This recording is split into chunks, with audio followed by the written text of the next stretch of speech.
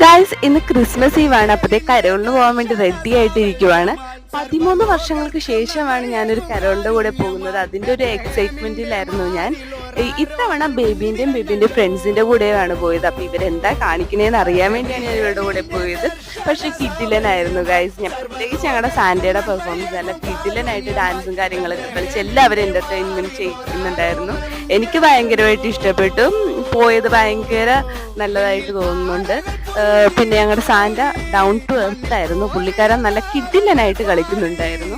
പിന്നെ ഞങ്ങൾ പോയ ടൈം എന്ന് പറയുമ്പോൾ ഒരു 10-10:30 ടൈമാണ്. അതുകൊണ്ട് തന്നെ മിക്ക വീടുകളിലും ആളുകൾ കിടന്നുറങ്ങുമായിരുന്നു.